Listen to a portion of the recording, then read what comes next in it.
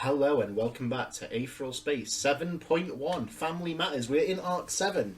This is unbelievable. The final arc. No, it's not. Yeah. Wait, what? Yeah, Sheridan jumped What on if it console. was? We've How been would you discontinued. how would I you have to- possibly get all the plot threads tied together in this one arc? Yeah, Sheridan jumped on me. We've been cancelled, so I had to finagle some things.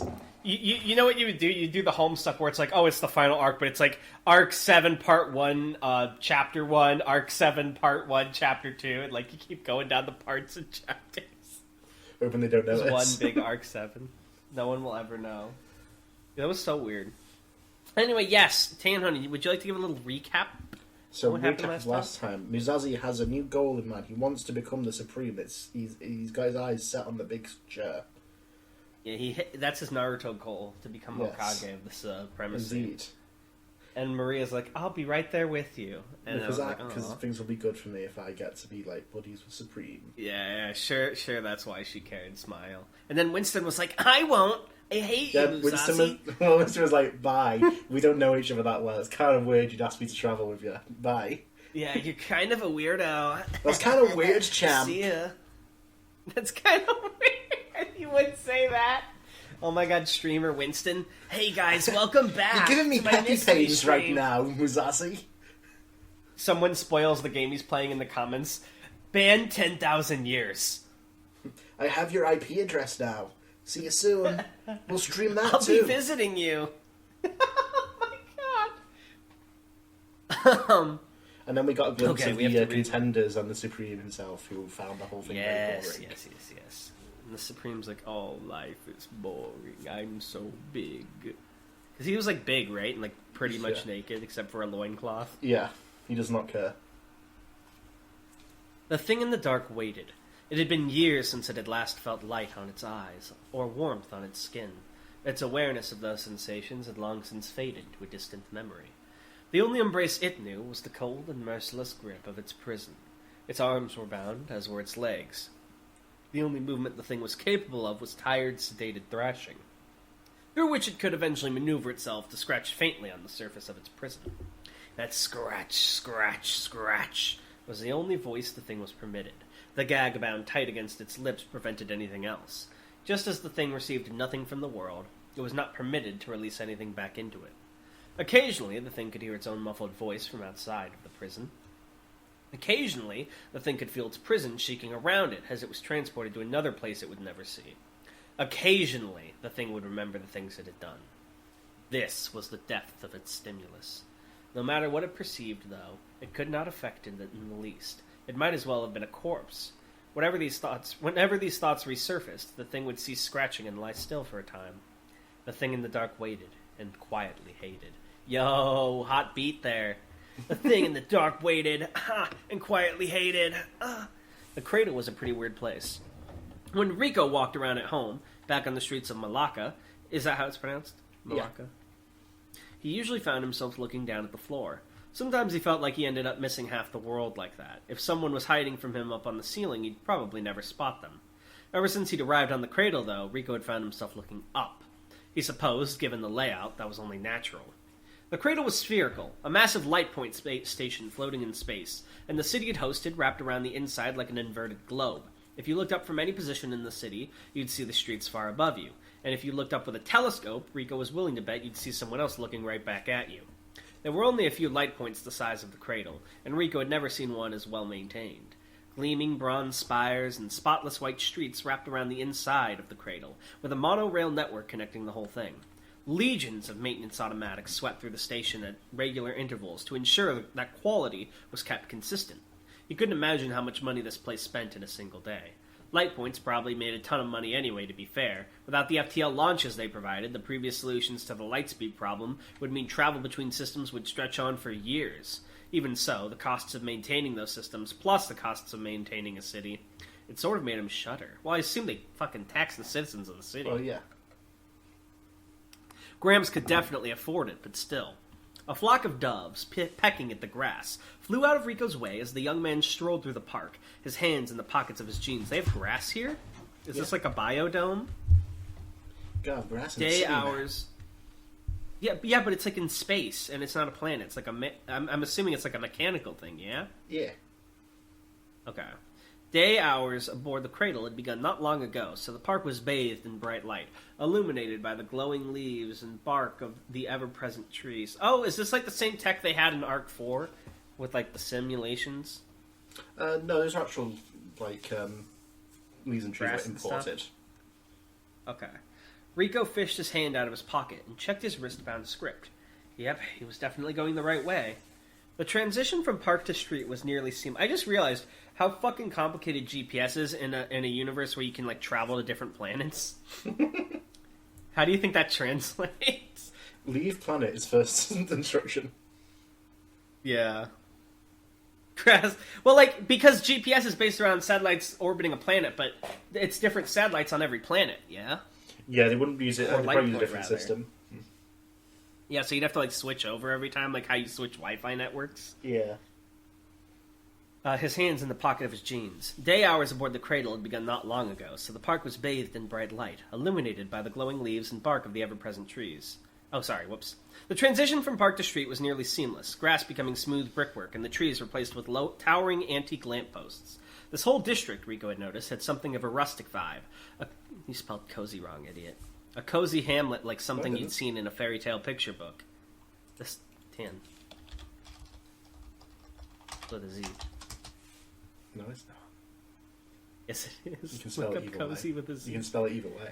It's British. I promise you, if you spell it It's with the an British S, people spelling. will think you're insane. It's the No British one spelling. uses it with an S. I just did. Can. Alright, well, it's your web Google it. serial Google if the you word wanna- cozy. See what happens. Cozy. Okay, we're interrupting the...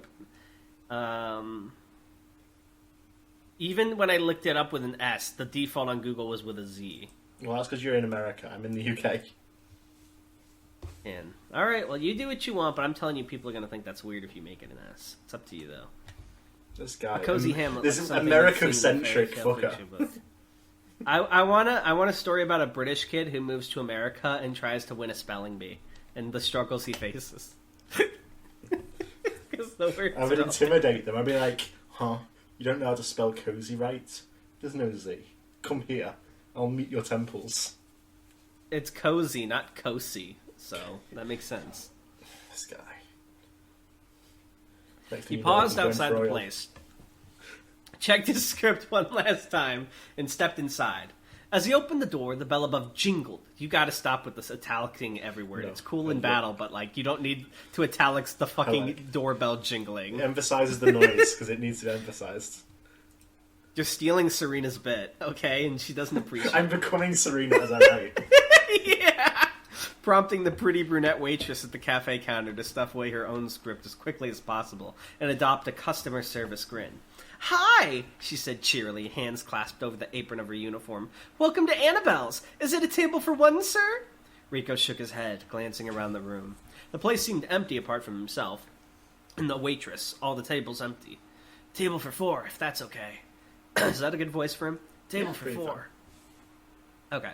The girl hurriedly nodded. Clearly she wasn't used to actually having customers here. Yes, of course. I'll need to move a chair over, but, well, just take a seat wherever you like, and I'll be right with you. Rico sat himself down near the window, where he could get a look at the street outside.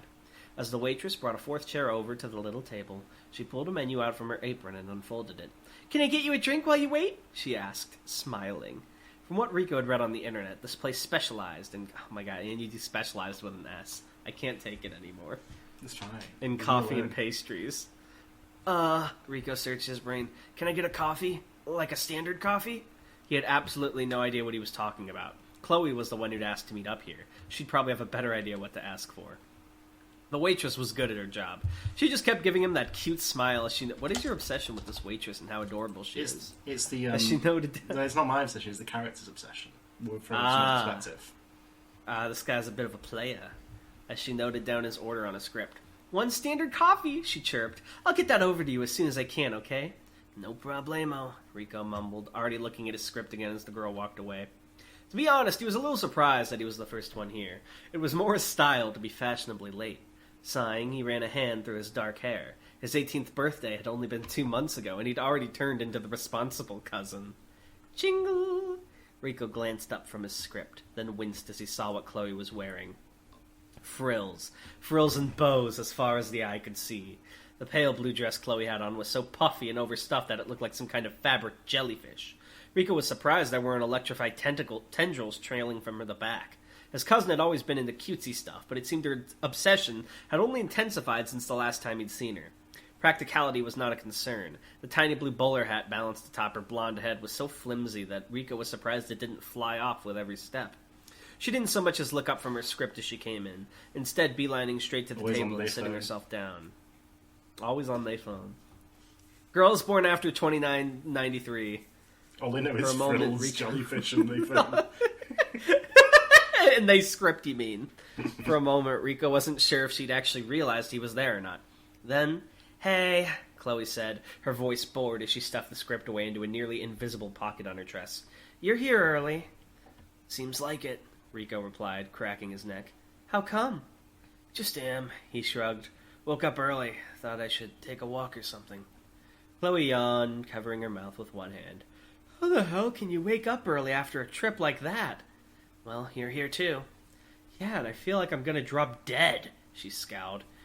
"You're lucky your parents gave you your own place. There's people moving around my dad's building all night. It's such a pain." Rico's cousin was 2 years younger than him, and the differences in how much they were trusted were beginning to become clear. He glanced down at the table. "Well, I'm sure he's a busy guy. There's a lot to get done, especially now." His own life would surely be getting busier from now on, too. Those thoughts had been what had really woken him up early. Chloe stopped talking as the waitress returned with Rico's standard coffee. He glanced down at it. Yep, it sure looked like coffee. If coffee had a standard, this was it. This is thrilling prose. "Can I get you something while you wait, ma'am?" the waitress asked, her script already in hand. "A rattan cappuccino with cinnamon and marshmallows, please." Chloe didn't even hesitate. She rattled off the order like she'd memorized it in advance. It seemed she really did know what she was talking about. This was my experience going to Starbucks for the first time with a friend. I had no fucking clue what I was doing. Standard coffee. The waitress yeah, it was like black coffee. The waitress tapped out the order and left again with a nod, hurrying off to the kitchen. With his mind still half on other matters, Rico found himself vaguely watching her as she went. He was only jolted back to reality by the irritated tapping of Chloe's painted pink fingernail against the wooden table. "Ugh," she rolled her eyes. "You're such a pig, Rico." Rico scowled back. "Huh? How am I a pig?" "You know full well," she sniffed haughtily, leaning back in her seat. "You were staring at her like a love-struck puppy. It's no wonder you don't have a girlfriend. You're so creepy." "Oh, I'm a puppy now?" Rico raised a droll eyebrow. "I thought I was supposed to be a pig." "You know what I mean," Chloe snapped back. "Wait till I tell Scout. He'll love this." "He won't give a shit." "Whatever," Chloe shrugged. "And you shouldn't fucking swear, by the way. This is a high-class establishment. I've been waiting to try it out for months now." Who's gonna tell her? Dan. Rico took a sip of his coffee. Wait, what did he even say? That was a swear. Oh, shit. You won't get. He's shot. Rico took a sip of his coffee. Yep, it was coffee, all right. He honestly didn't understand how someone could care about food and drink enough to pine for months. To him, all that stuff was just fuel to keep his body going. If a thing tasted good, even better, but he wasn't going to go out looking for gourmet shit. Jingle! The bell rang again. Rico looked up from his coffee, and Chloe swiveled around in her chair as Scout walked in. As far as appearances went, Rico and Scout couldn't be further apart. Rico's looks were somewhat sedate. Short black hair, a jacket, and a pair of jeans. Is this supposed to be like the 50s or something? Like the way everyone's dressed and like the vibe? You mentioned retro. Not really. Antique. Not specifically the 50s. Oh. Maybe just because it's like in a diner and like the way they talk Yeah. and stuff. It's kind of making me think like a weird like period. No, I don't want to say period piece, but you know what I mean? Yeah, it's that sort of theme. Yeah. The sort of person you wouldn't be able to tell from a crowd. Scout, on the other hand, you would be able to tell from a crowd. His lime green hair, tied back into a ponytail, swayed back and forth as he stepped into the cafe. His golden eyes flicked around the room, quickly settling on Rico and Chloe over near the window. As he stepped over, Rico saw that his dress sense hadn't changed either. A black crop top and shorts with a red backpack slung over his What the fuck outfit is that? JoJo-ass outfit? Over like his pecs, like the crop top with a little red backpack. He's like, oh. Dude, this character's gonna go off. If Scout hadn't been repugnant, Rico couldn't imagine him walking around like that without freezing his ass off. Ahoy! Wait, what's Scout's voice? Fuck, I need to think about this. Ahoy! Scout said as he sat down. The first one. Help me out then. Give me an example. Well, the first one was Rico's. I need to give him something different.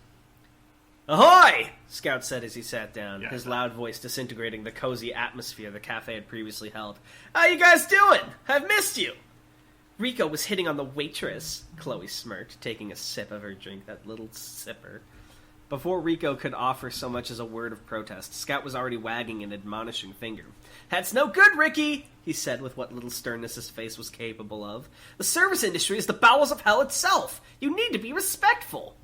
Sorry, Rico sighed. It wasn't worth the effort to explain himself. Scout's attention was quickly taken by the by the uniquely mundane drink set before Rico. What's that? A peacock like him had probably never seen something so normal in all his life. It's a standard coffee, apparently, Rico said, idly stirring the drink with the little spoon provided. Scout leaned over to such a degree that he was nearly climbing the table, thoroughly inspecting the drink. With a sniff of disapproval, Chloe was forced to pull her own cappuccino back to avoid spillage. Oh my god, Chloe grumbled, sullenly sipping at her own drink. You're both so embarrassing. If Scout was at all embarrassed, he didn't show it. Instead, he pulled his chair back. By the way, do pugnates all have glowing golden eyes? I'm not glowing, but they're all golden eyes. They're all golden, yeah. Instead, he pulled his chair back with a screech, stuck his hand up like he was in class, and declared, Miss Waitress, 1 standard coffee, please. Chloe buried her face in her hands, thoroughly turning red. By the way, Scout said, returning to his seat. Wait, why was she like, I've been waiting to try this place for a month, but then Rico was like, no one's here. Like, was it that hard to get in? I think it's more like this is a place that she found, and she's like, oh, I want to go here, I want to go here. Oh, I see. I didn't realize Keiko would be joining us. Did she get in touch with you, Ricky? Chloe? Who's Keiko? Where's she? Who knows? Did I miss something? Rico stiffened. He hadn't even really thought about it, but he'd asked for a 4-seater, hadn't he? Whenever the cousins had met up in the past, it had always been the 4 of them, so it had only seemed natural, but... Scout winced. I guess not, then? Chloe finally looked back up from her hands. So are they all related? Yeah, you mentioned the cousins. But her face was no cheerier than before. She just stared at the empty chair morosely. She might still come, right? No point in false hope. I really doubt it, Chloe, Rico said slowly. I mean, with everything happening and all, they're not even sure if her dad's gonna wake up, so I'd imagine she's with him. Plus, with what happened last year, I don't think she'd feel up to it. Did you invite her? Chloe glared at him accusingly. I bet you didn't even invite her. Rico didn't hold it against her, but this was just how Chloe was. She always wanted there to be a singular person to blame for the bad things that happened in the world. Accepting that Keiko didn't want to meet with them because of her dad's coma and the trauma from the accident a year earlier was too ugly, so it was easier to believe that Rico had just failed to invite her for some reason or another. Going off the wobbling of her lips, she didn't really buy it herself, but sadness was easy to cover up with anger. Scout, sensing an oncoming fight, spoke up again. Hey! He leaned forward conspiratorially, patting his bag. I actually brought something with me today. My pa got it for my birthday. It's kind of a secret. Want to see? If it's a secret, Rico said cautiously, maybe you shouldn't show us? I want to see, Chloe countered immediately. What is it? Scout's eyes flicked around the cafe. The waitress was still in the back, making his standard coffee. Oh my god, you gotta get past standard coffee. I can't take it. Before gently unzipping the front of his bag, a squeaking noise sounded out from within, and despite his caution, Rico found himself leaning in along with Chloe to see just what was inside. Dragon shrunk into the size of a rat. Hey, it's me! My stand, Goo Goo Dolls! The creature in Scout's backpack was small and gray, around the size of a human fist, with 6 stubby limbs and beady black eyes. It was like some kind of massive tardigrade, but there was something weird about its appearance, apart from the fact that it looked like some kind of massive tardigrade. You can't have massive tardigrade twice in the same That's the point. The repetition is the point, though. Okay. Its skin should be. Its skin was too smooth and clear. Its eyes too intentionally pleading, like the creature has been designed to be appealing for a mass audience. That squeaking, too, was like some kind of cartoon animal. Aww, Chloe fawned, doubtlessly the intended reaction. It's so cute! My pa bought him off the Superbians! My pa bought him off the Superbians! Scout whispered with more than a hint of pride. He's named Sidekick. Cool, right? Who are the Superbians again? They've been mentioned a couple of times. It's one of the branches of the Final Church. Okay. Rico looked, I assume, at the thing. No. Or looked the thing up and down. Rico looked the thing, sidekick, up and down. I'm a jackass. It was nibbling on some kind of cheese. Scout had left it with mouth parts like those of a lobster. On some kind of... Wait. What? Yeah, it was nibbling on some kind of cheese. Scout had left it with mouth parts like those of a lobster. Sorry. You're like...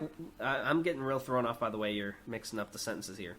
What's it do? Oh, sorry. What's it do? He asked. Scout frowned. Why's it gotta do something? It's cute. That's enough for me. Rico shook his head. You said your dad got it from the Superbians? It's gotta be genetically engineered then, right? It must do something. The mock-offended expression on Scout's face lingered for a couple more seconds before breaking out into a cheeky grin. Well, he said, reaching into the bag, if I put sidekick on the base of my neck, then what? Uh-oh. Wait, what's this? Uh-oh. Hold on. Then what, Scout? Asked the woman, who was now sitting in the fourth chair.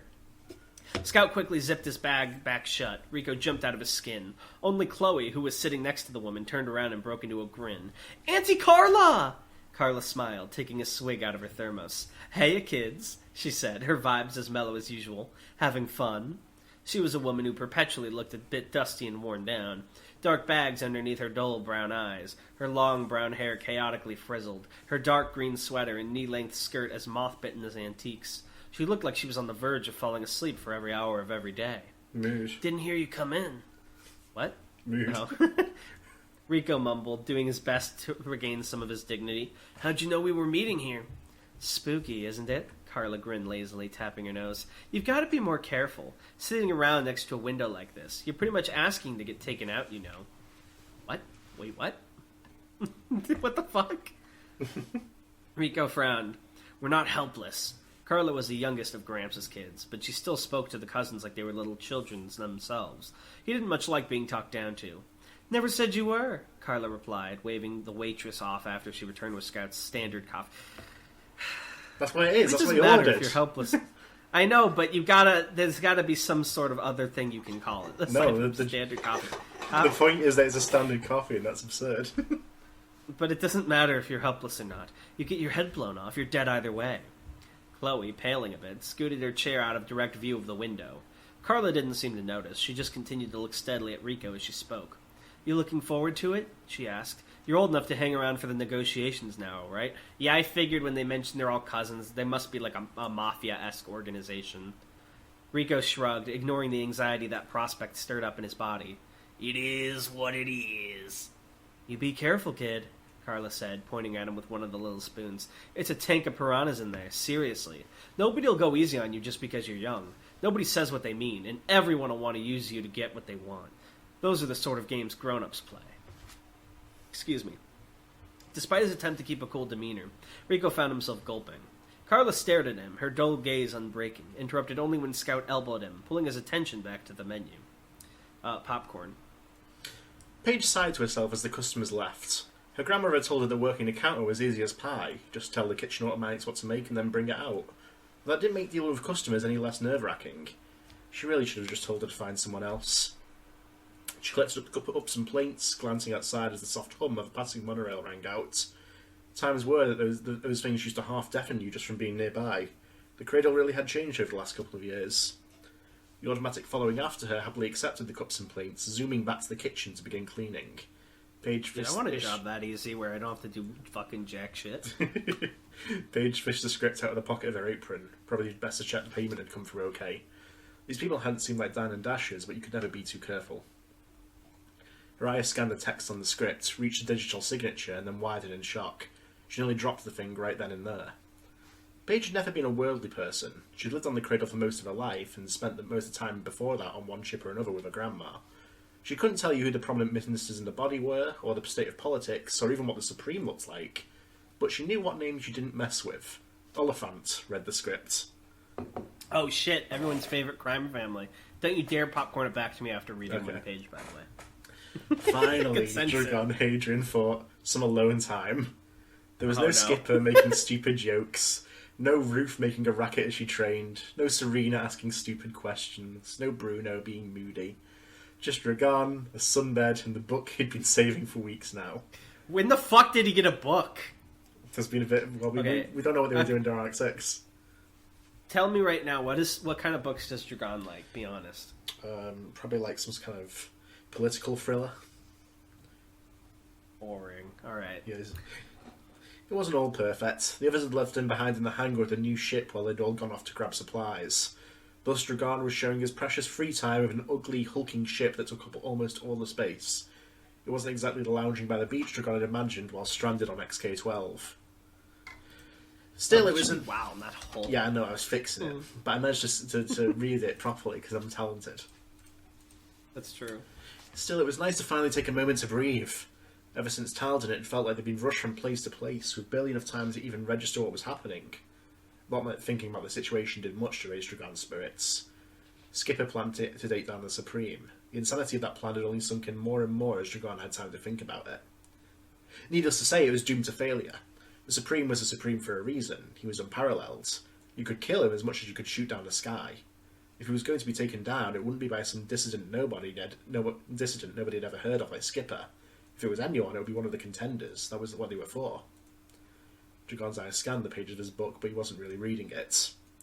The best course of action would be to cut and run. He was a smart guy. Out here in UAP space, he could certainly find a way to quietly get by. Getting himself involved in a harebrained scheme to take down the strongest person in the galaxy was essentially signing his own death warrant.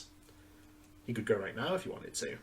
They're on a nowhere station called Indiego, a stop for mercantile ships to rest, refuel, and sell their wares. It'd be no problem for him to stow away on one of the merchant vessels and get out of here. Skipper and the rest would have no way of tracking him down. And yet, the idea of doing that now left an unpleasant feeling in his gut. He hated to admit it, but after everything they've been through, Yoslov, Talden, XK-12, he had grown to like these people. Hey, not now! Sorry, someone was calling for me. No problem. He made a promise to himself. He wasn't throwing punches with the Supreme, but he'd keep going until just before that. Surely it couldn't hurt to stick around just a little longer. With a heavy exhale of breath and a shake of his head, Dragon brought himself back to the world. Typical. He finally had time to relax, and he spent it worrying. He went back to the start of his book, past pages and pages that he hadn't retained any information from. Then, with a focused effort, he began to read again. This time he'd enjoy it properly. "We're back!" cried Serena, hopping into the hangar. Can I pop one to you now? She can receive her bit once more. Fine, I guess so. It was a short and foolish dream. Dragon snapped the book shut and glanced up at the new arrivals. Serena looked different from when she left. Bruno's military khakis had been replaced by a pink jacket and a white skirt. Bags and bags of food supplies hung from her hands, mostly nutrition cubes that could last for long voyages. Dragon wondered if he'd ever taste fruit again. Ruth followed soon after her. She'd gotten changed too, wearing a black tank top and a pair of red jeans, straps hanging down from her sides. I can't imagine red jeans. That's so in opposite to blue jeans. Speculative fiction. This exists in the world of Aetheral space. They managed to do it. Red jeans? The opposite of blue jeans. They managed to perfect it. The Gene Tyrants. It has to match it. She was carrying a huge wooden box over her shoulder with frightening strength. Even with Aether, Dragon didn't think he'd be capable of such a casual feat. Dragon raised an eyebrow as he heard the jangling of metal inside. "What's that?" Sorry, that's not his voice. "What's that?" he asked. Ruth grinned. "It's a secret." "It's a suit of armor!" Serena immediately piped up excitedly. "Ruth bought it at the market!" "Geez, Serena," Ruth sighed before continuing her march to the ship to deposit her bounty. "I'm just working on a little something." Finally, the main event arrived. The primary irritant himself, Skipper. The man stepped into the hangar, green long coat swishing around him, and planted his hands... he only has one hand, sweetie. He planted his hands on his hips as he admired their abomination of a vessel. "You took good care of the slipstream, he grinned, brushing his nose. "I'm proud of you, kid." Dragon raised an eyebrow. "I thought the yacht that we crashed was the slipstream." "This is the slipstream, too." Skipper didn't miss a beat. "But Mr. Skipper," Serena raised a finger, genuine concern on her face, "we had a ship before that, too, and we never named it." Skipper's grin faltered just slightly. "Slipstream 3, he forced out through his teeth. Dragon wondered just what number slipstream they'd be on by the time this whole thing ended. Personally, he was willing to bet money on the double digits mark. Turning over on his sunbed and putting his book back in his pocket, he addressed Serena. "By the way, Serena, I'm kind of surprised to see you dressed like that. Don't you usually wear the same kind of stuff as Bruno?" Serena smirked with the pride of a lion, crossing her arms victoriously. We got another deadly sin. Yeah! she said smugly. But I won the coin toss this week. Dragon cocked his head. What coin toss? Every week, Serena explained, me and Bruno flip a coin, and whoever calls it right gets to decide how we dress that week. And who flips the coin? Dragon slowly asked. Serena blinked. Bruno flips it. Why? And Bruno always wins? Yeah, he's really lucky. Dragon gave Bruno a withering look through the barrier of Serena's eyes. Even for him, that was kind of messed up. Bruno emerged to defend himself quickly, his serious demeanor a stark contrast to his outfit. I don't cheat, he quickly asserted. I never said you do.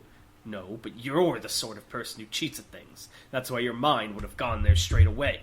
You need to learn that not everyone is like you. I don't cheat. Dragon threw his hands up. I didn't say anything. Still you. Before Bruno could incriminate himself any further, Ruth's voice echoed out from within the belly of the slipstream number 3, made booming and metallic by the bombastic acoustics of the vessel. Dragon? She called out. You sure you kept watch? Oh my god, now she's stealing Serena's bit. There's something in here. I got it though. Skipper, who'd been amusedly watching the argument, turned to Dragon with an expression of faux shock. Slacking off on the job, Mr. Adrian. This guy. With a grunt, Dragon picked himself up off the sunbed, pulling on his new brown leather jacket, the sole change he'd made to his usual wardrobe. Is this like the outfit update arc? Yeah. Everyone has new outfits drip. now. New trip. How long have they been together at this point? Well, it's been a couple of months now. Okay. When you say like couple months, do you mean closer to 2 or 3 or closer to like 6 to 9? Let's say 4 to 5. Okay. Nobody came in. This is Dragon. Nobody came in here. I know that for a fact. I've been here the whole time. From the tone of Ruth's voice, whatever she'd found didn't seem dangerous, but all the same. She descended the cargo ramp of the Slipstream 3, her quarry held in one hand. It was a small automatic, like a white mechanical spider, with one red eye flicking wildly to and fro. Its legs flailed wildly in the air, trying to break free, but it clearly had no chance of doing so. What is it? Serena asked, poking the red glass eye without any trace of caution at all. Bruno quickly retracted his hand. Dunno, Ruth said, and then she shook the automatic violently, her arm a blur from the sheer speed. Seems weak, though. See? Can't even do anything. Her arm came to a stop, and all the spider could do was continue to weakly flail. Skipper loudly cleared his throat. And as the group turned to look at him, he grinned widely. Oh, fantastic. He was under the impression he knew something. Listen closely, kids, he said. It's time for Mr. Skipper's History Hour. What you're holding there, Ruth, is what we used to call a postman automatic. Back in the day, people used to be all paranoid about their mail getting hacked, getting their private pictures posted all over the place. So they built these babies to carry messages. Am I doing the Skipper voice right? I feel like I'm not. You say this every time you do the Skipper voice. I'm so insecure about it. I always feel like I'm doing it different every time. They built spiders? Serena frowned, cocking her head. That seems really stupid, Mr. Skipper. Maybe you think it's cool because you're old? Innocent insults were the most damaging. Isn't Skipper only like 40? What the fuck? No. He's not even like old.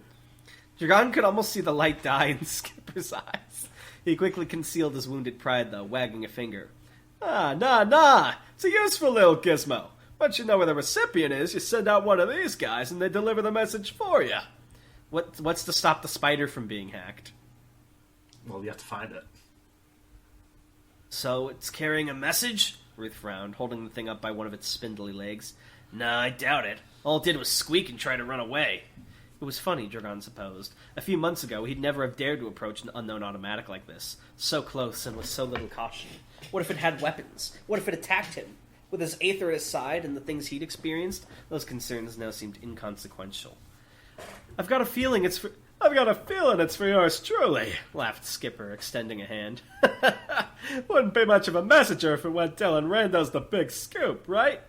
With a shrug, Ruth handed the postman automatic over to Skipper, and as it changed hands, Dragon fell right into view of its bright red eye. Change. Oh, yeah. The change in the automatic was immediate. Its red eye switched to a blue tint, and its segmented legs sharply retracted into its body, causing it to fall out of Skipper's grip and thus onto the floor. All of them took a step backwards as the automatic landed, their respective Aether already buzzing around them, defensively around them. Even Skipper? I thought he knew what this thing was. Well, yeah. The machine made no other movements. It made some move, though. The machine made no other movements, just sitting there prone on the ground as it emitted a soft whirring noise. Bruno exchanged a glance with Skipper, who slowly shook his head. Light sprang forth from the automatic's eye, projecting 2 holograms directly in front of itself. One was the message the automatic had been programmed to deliver. The other was representation of its sender. Oh fuck, what was his voice again? Oh god, I don't remember. I think it was like, Help me out here. It was a deeper voice, like this. Dragon, the floating text said. I hope you're well. It has been a long time since we last talked, so I will update you on my circumstances. I am currently subordinate to a senior member of the Oliphant clan, Jacques Oliphant Escoffier. The clan is currently in the process of consolidating their presence upon the Cradle, a massive light point in Supremacy Space, which we hope to utilize as a base of operations. Wait, is Mr. Fix part of the Oliphant clan? What do you mean? How could you know who it is? Many members... edit that part out. Many members of the Oliphant clan will be lobbying for influence over the Cradle. As part of my employer's efforts to ensure a favorable outcome for himself and his family, he has requested all available resources be brought in to provide aid. It is for this purpose that I contact you. Come to the Cradle, Dragon. You can consider all debts paid in full after that. Dragon's... Debts? Fucking... Dragon's eyes saw the words, but the information from them was not retained. He was far too busy glaring, furious, at the hologram of the man who had sent this message. At the hologram of the man who had raised him. Mr. Fix. Oh, shit. Okay, 1, what debts? What child owes their parents debts? 2, fucking, is he part of the Oliphant clan, or did he, like, infiltrate He's like an employee. Oh. He's not, Lonely like, employee. related to them, but he's, like, an employee of one of the members. They call me Mr. Fix because I clean up messes. I don't know. They call me Mr. Fix because I make what's broken work again. Time for Mafia arc. Yeah, I'm excited for this, like, Mafia arc. Are they gonna start snapping their fingers walking down the alley, the cousins? They're like, we heard you was coming. We're here for trouble. It's the Oliphant cousins. We're ready to rumble. There's gonna be, like, a musical number. A lot of trumpet. You're gonna make that happen, right? But yeah, so there's a lot of stuff going on here. What's Ruth working on? What's going on? Will Serena finally be happy? As Mr. Fix, Serena's what did always he happy. do to Dragon? And why does Dragon owe him debts? Is Mr. Fix a bad person, or is Dragon just an edgy fuck? Or is it a mix of both? Lastly, will I ever get Skipper's voice right? Who knows?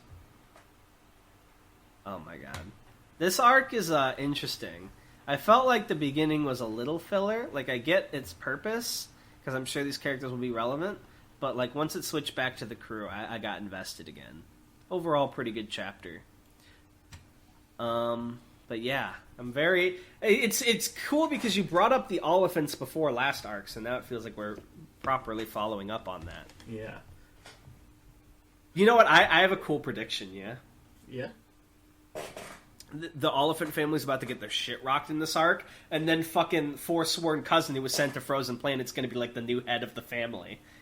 And he's going to be like, He's in now... a coma, remember? Yeah, but he'll be better. No one in a coma in media ever dies, unless it's like a sad Yeah, we case or did actually hear something about him in this chapter as well. He was mentioned. Ooh, sorry, when? You'll have to figure it out. What, did we have his name in the first arc? We did, but his name wasn't in this one. Okay, well, what was his name again? It was Katashi. That's right. None of these other people have like Japanese sounding names, so I'm very curious about that. Actually, now that I think about it, they all sort of have different like names. You know what I mean? Like Rico makes me think more Hispanic, but like Chloe and Scout are like very old 50s like white kid names. So I'm very curious. Is this like a super like multi? What's the word I'm looking for? Or maybe I'm just overthinking it too much, and you're just No, putting in yeah, funny you're names. absolutely thinking the right thing. That was intentional. Yeah, like it's a huge melting pot of like people from all over, like a huge encompassing family. Yeah. Very, very curious. All right. Well, thank you for the chapter, and we'll see you next time. No problem. Bye.